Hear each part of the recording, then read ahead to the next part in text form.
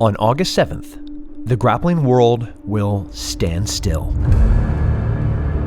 Two of the sport's most bitter rivals will finally settle the score at the biggest Who's Number One event of all time. It wouldn't be historic without the sport's most significant star, Gordon Ryan. Any of these pussies in the top 5, top 10, whenever any of you want to compete, let me know. The brash, talented, and confident 27-year-old black belt has single-handedly transformed the sport. With 55 straight victories, an unmatched submission rate, and the title of Who's Number One heavyweight champion, Gordon Ryan has earned his nickname, The King. Oh man, it's a bad day for the haters today. There is the finish. Gordon Ryan with the submission. Even Gordon's most vocal detractors have all fallen silent. His greatness has become undeniable. Gordon has continued to pick off submission wins over veterans, contenders, and the new generation of phenoms. His list of challengers have grown quieter and quieter, all reluctant to come for the crown, until now.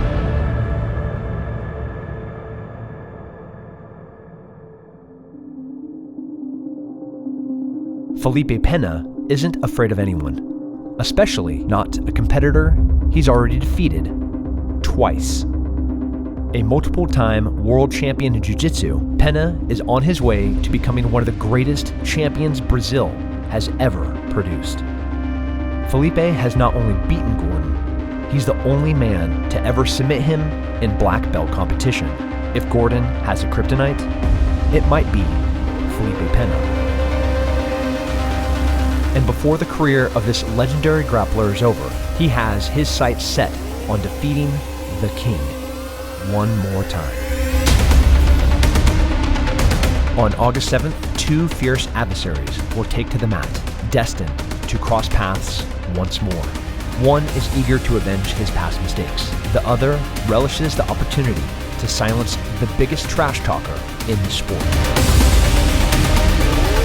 When the dust settles in Dallas, Texas, one will walk away with victory. The other will suffer a devastating loss. One way or another, someone will tap out. And someone will carry the crown for years to come. This is true submission only. This is the best fighting the best. This is the road to Who's Number One. Gordon Ryan versus Felipe Pena 3.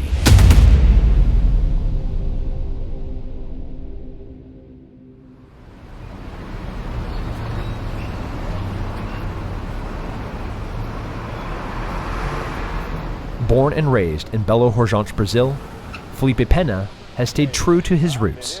Despite traveling the world and winning championships on multiple continents, Felipe has never left home. Lucky for him, some of the best jiu-jitsu training in the world is quite literally in his backyard.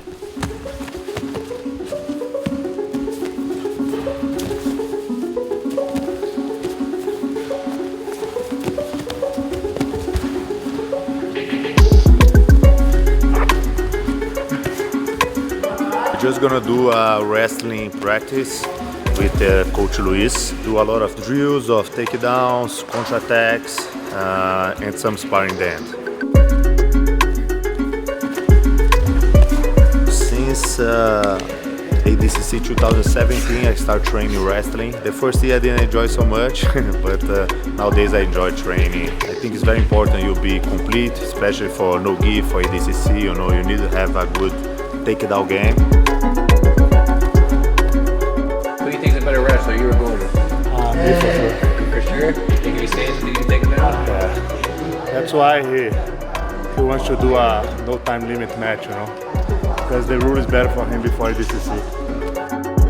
Felipe is preparing for another championship run at the ADCC World Championships. But first, he wants to close the book on Gordon Ryan once and for all. He's the guy who talks a lot of crap all the time, you know. That's take really personal and makes me want to fight him. I think it's more important for me than even DCC. I want to face him before do MMA, you know, like that's my main goal. I was doing ADCC, of course, because it will be a huge event and I want to be part of it. But especially because I want to face Gordon, you know. If I beat him, I shut up everyone, you know, before go to MMA. It will be like the best thing to close a career, you know. A third fight between Felipe and Gordon has been a long time coming. So long, in fact, many had given up entirely on making it a reality. Since he won the open weight, he didn't do any tough matches. Looks like he want just enjoy the title, you know? He didn't want to lose. Any of these pussies in the top 5, top 10, whenever any of you want to compete, let me know. The last 2-3 years, like he always talk on the internet, oh, no one face me, no one signed the contract. He's like a kid. Oh, you never signed a contract? Man, what do you mean? I'm calling you here to fight. Send me a contract, let's do it. Oh no, I have a stomach problem. I think he just didn't want it. But I think as long as he keep lying on the internet, keep lying for the people, for the fans, and that's what I think is wrong, you know. If you want like enjoy the title, you know, do other things until it's the right time, it's a choice, you know.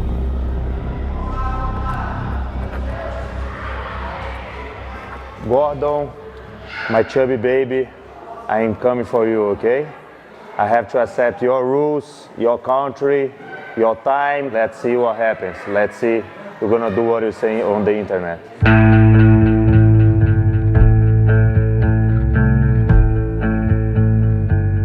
From New Jersey to Puerto Rico, Gordon has finally settled in the great state of Texas. Austin's amazing. It's not as scenic and as beautiful as the island of Puerto Rico, but the people here are amazing. Everyone's very, very nice. It's easy to get things done. It's easy to do business. It's easy to move around within Austin. So I mean, I love it. It's probably my favorite place overall that I've lived. So we have our filthy cars out in the front. We have the Ram TRX, which is like probably my favorite vehicle ever because it's fast and it's luxurious and it can do anything pretty much. The CTS-V, which is probably my all-time dream car. This is the car I wanted growing up through high school, so I got this from my dad and then now he died, so it's mine. But this is something that I love and I'll never sell this. And then this MX-5 Miata I had in Puerto Rico. I was actually trying to sell this in Puerto Rico. Didn't end up selling it before my buddy Fernando moved here. He was trying to sell it for me, and I was like, oh, I'll just ship it here.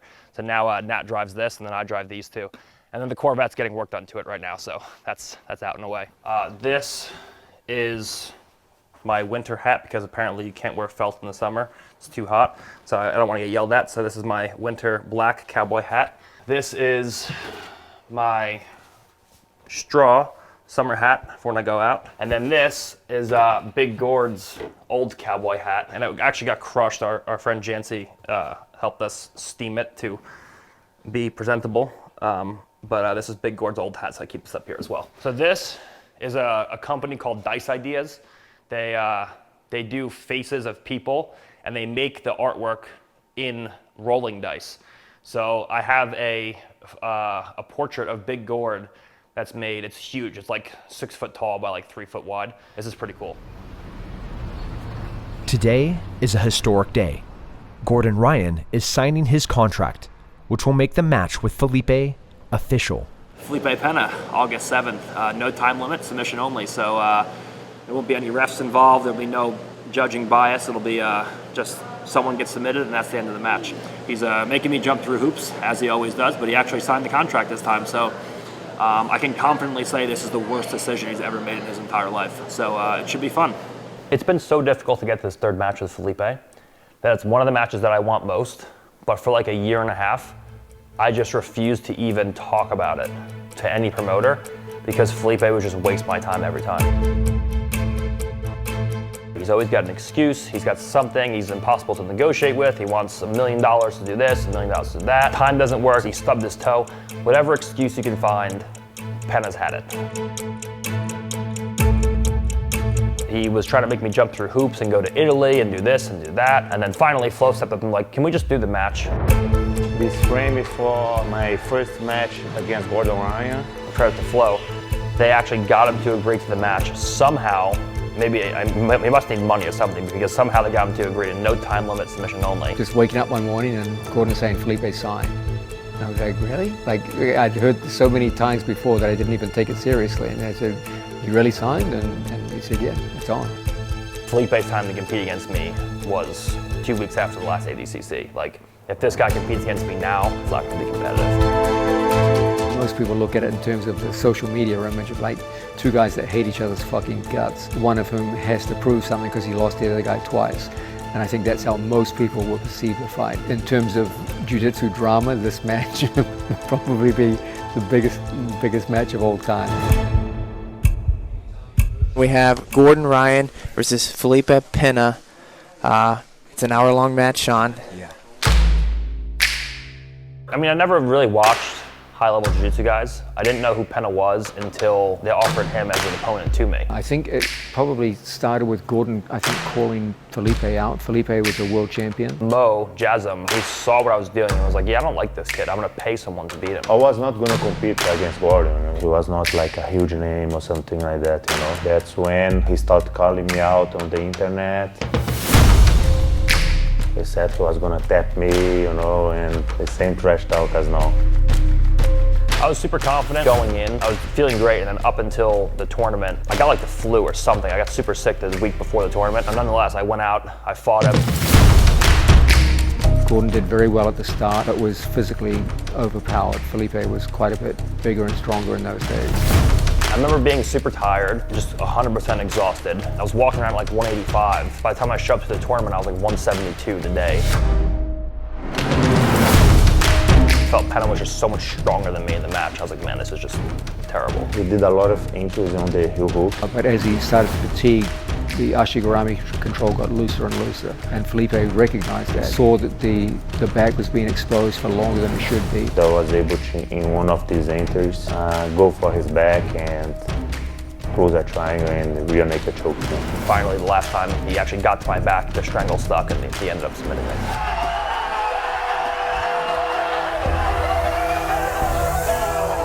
And everyone from my side was so happy, you know, because like people get like really hyped because of the trash talk, and people take it very personally, you know. I think it was a victory not only for me, but for a lot of people, you know. No excuses for me. He was a better grappler today. All there is now is to go back and watch some of the tape and hopefully come back stronger. But I know all the haters are going to be celebrating, which is fine. Everyone's going to hate no matter what, if you win or lose. So this is a good day for the haters.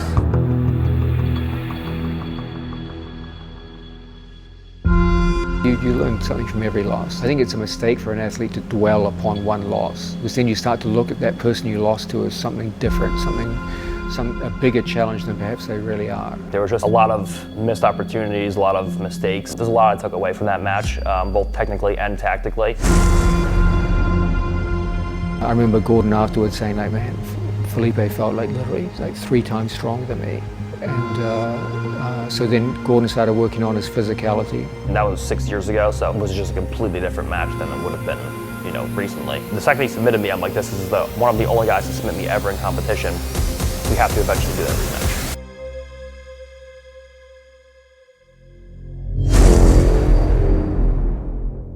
There is no bigger competition in grappling than the ADCC World Championships. It is the premier proving ground for the world's most elite submission grapplers. In 2017, the global competition led to Helsinki, Finland for an unprecedented tournament. To the surprise of many, Gordon Ryan backed up all his trash talk and dominated the tournament's toughest division, taking out Dylan Dennis, Sanjay Ribeiro, Homalal Bahal, and submitting Keenan Cornelius in the finals, proving to everyone he was here to take over. So that was my first ADCC ever. I won my division, the most stacked division ever in ADCC at 88 kilograms across any division ever. It was the best debut of any athlete ever in ADCC history. Felipe's biggest hurdle, of course, was Buchecha. I watched that match with interest. I think that was probably one of Felipe Pena's best performances. I didn't think much about Gordon. I think much about being an open weight champion at the ADCC. Always was my big dream, since I'm young. So I said, man, one step, one more step, one more step. I was so motivated and so confident that when I started doing the open weight, I said to me, man, I'm gonna win this. As the matches went by, Gordon went through Cyborg and Craig and Muhammad Ali, and you could see they were inching closer and closer, and then it became kind of inevitable. So going into the absolute final, I was very confident. I had a great day, I felt great. I had a very high submission rate across the board going in. I was very excited to go into that match. This is a rematch from the battle at Studio 540 where Felipe Pena submitted Gordon Ryan. Will we see the same thing happening? At that stage, Gordon was still a weight division lighter than Felipe, but he said that when they fought, he felt the physicality had evened out. They were of comparable physical strengths now. It was a very strategic match. The first 10 minutes where it's like no points. I pretty much did guard, they take me down and I did guard and got in a good position. I was doing good. I felt like I was controlling the pace relatively well throughout the match. And I thought Felipe did a very fine job with his guard retention, holding Gordon off, maintaining distance, excellent use of frames, excellent use of getting his shoulders off the mat at critical periods when Gordon was getting close to a pass. The last 2 minutes or so, I made a tactical mistake where I sat down and tried to attack his legs, and they ended up taking my back the same way they took my back from the first time. Oh, this is similar to the Studio 540. This is exactly where Pena took the back. Oh, he's gonna pass. This is exactly it. Pena gets to the back.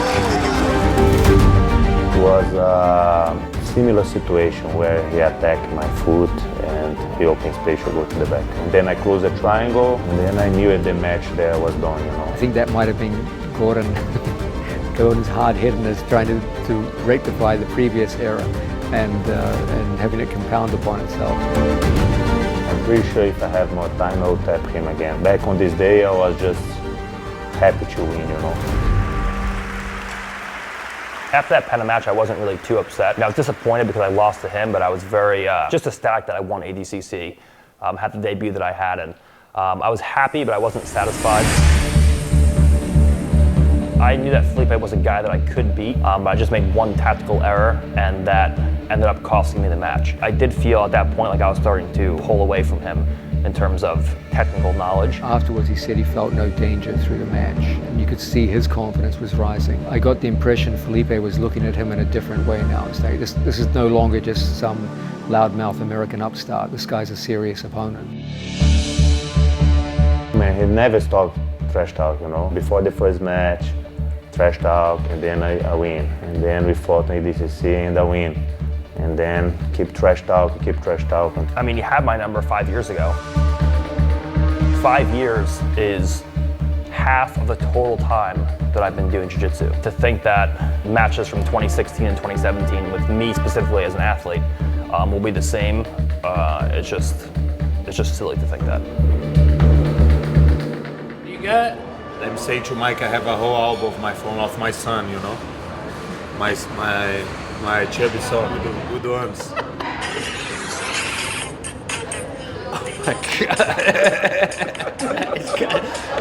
I like this one. Okay, he likes this one. Can you see that on the camera?